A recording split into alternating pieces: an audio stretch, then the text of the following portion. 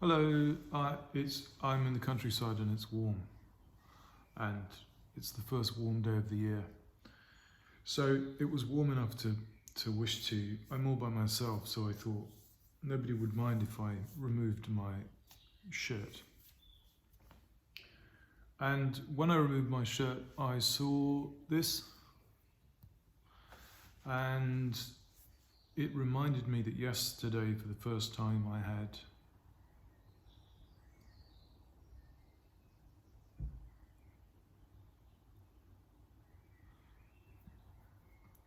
yesterday for the first time I had tried to do, this is called, I think everyone's heard of cupping, where you take a glass or plastic cup, either using a flame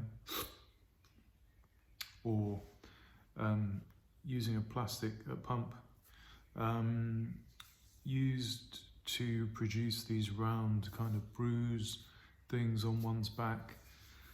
And it was made very famous by Gwyneth Paltrow at the Oscars more than 10 years ago. And I think most people seem to be aware of it.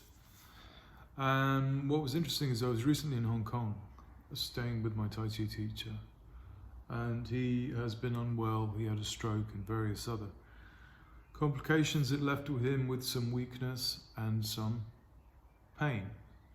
We also had a back problem. So he tried to persuade me to do cupping with bleeding. So basically you puncture somehow the area, either with a special needle for that purpose, or there is an Islamic tradition of this called hijama. I think cupping is almost universal. There are African tribes who do it. But they vary slightly from place to place. So anyway, the Islamic tradition uses always bleeding, this bleeding method, never uses so-called dry cupping. Sometimes people call it wet cupping when you bring forth blood, and they call it dry cupping when you don't. You just put the cup on, it makes a suction, leaves a mark, and then various therapeutic effects can arise. I have a video I made, I think 2 years ago, about dry cupping for skin problems, using some points on the back. Now, the reason I did this to myself is because I didn't finish the story about my teacher first. So he said that everyone treating him refused to do this wet bleeding cupping for him. And I understand why, because you're not supposed to do it on patients who are weak. And he looked, you know, he's in his 60s and he also has been ill, and he didn't look particularly strong. I, however, think, you know, the worst thing that can happen is the person feels a bit faint and they pass out. And he was in his own house, so there was no danger in him. The worst that could happen is he could feel faint and just sleep. And anyway, he was in great pain and he wasn't having relief. So I thought, on the balance of risk, I thought, why not? So we did, and he immediately reported great improvement in his condition for pain. And then one of my teachers in China I remember there was a corrupt policeman came in one day to the massage clinic. And the way that one knew that he was corrupt is that my teacher was a big professor, but he dropped all his other patients and sat waiting patiently while this fellow was on the phone. And the fellow was very brash, and he had a watch, and he showed it especially to me to try and see if I knew that it was expensive. It's a strange thing for a policeman to do. But I actually didn't recognize the brand, but I said, yes, expensive. And so he was very proud, and everyone, you know, it's basically flaunting his ill-gotten gains. But anyway, he then lay down, and my teacher used some kind of a lancet on his shoulder blade, and it made a horrible sort of sound, almost as if, well, anyway, but it made this sort of fibrous crunching sound, and then he put the bleeding cupping. So I've always been a bit squeamish about it until now. Inspired by having done it for my teacher. He said the actual, there are two things. So the puncturing bit, one might be shy about that, thinking it would hurt. He didn't have a lancet, although he was diabetic. I said, do you have one of those diabetic needles? He didn't. So he wanted me to get a small needle and just like this, like a tattoo gun or a sewing machine. He reported that it didn't hurt at all.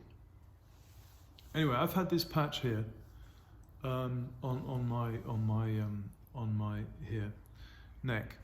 So I think it's a kind of eczema. I don't have eczema anywhere else in my body. I've never had eczema, but it persistently been there for more than a year, and occasionally it itches.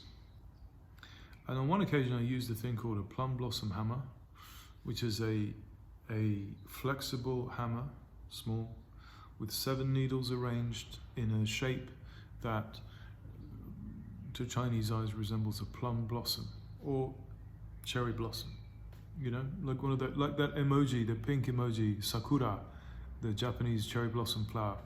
So the needles are arranged in that pattern. And then normally what you do is you hit areas of skin with it in order to stimulate blood flow. If you hit quite hard, you can get a few spots of blood. Usually, however, you don't. It just sort of stimulates it, like almost like a hairbrush or something, to sort of get the local circulation going. So I did that once, and I thought it faded a bit. I thought it became smaller. So I was intrigued by this, and then when I went to Hong Kong and had the full experience of the bleeding cupping, I thought, why not? Let's have a go. I've never done it to myself. So I did, with a needle, I think recently, poke it.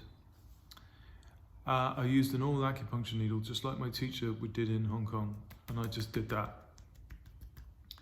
Tiny, tiny, tiny pinpricks of blood.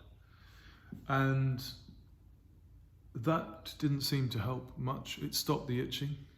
So in Chinese medicine, oftentimes, if you scratch something and it bleeds, I think many people with skin conditions have this experience, is if you scratch it till it bleeds, you feel relief from itching. Of course, there's a risk of infection, but it relieves itching. So in Chinese medicine, they just take this, they formalize it, do it properly, and sterilize the area. So then I thought, well, probably if I want to get a bit more blood out and have a better effect, probably I need to apply the cupping on it, which makes suction, so more blood comes out.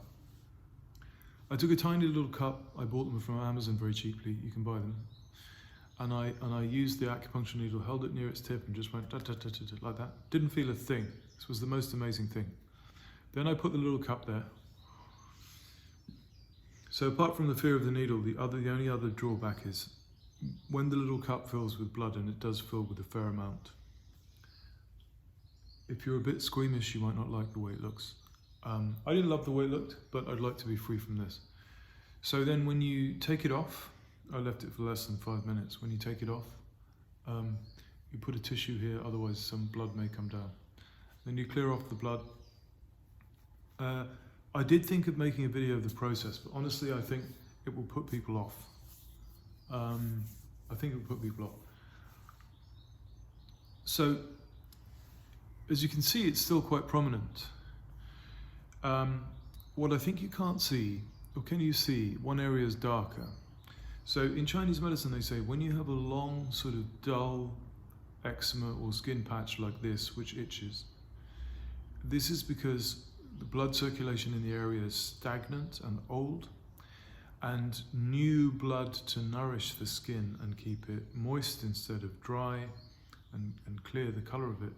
New blood cannot be produced if old blood is stuck. So that's the theoretical rationale. So that darker area is dark areas of purple are considered old stagnant blood in Chinese medicine. So according to this, the blood has come up to the surface, the stagnant blood, and hopefully when it fades, it will clear. If it does, I'll make another video, or I'll append it to this one. Apart from that, I have a long-standing pain problem in this shoulder. I'm going to try bleeding cupping here and report back on that too.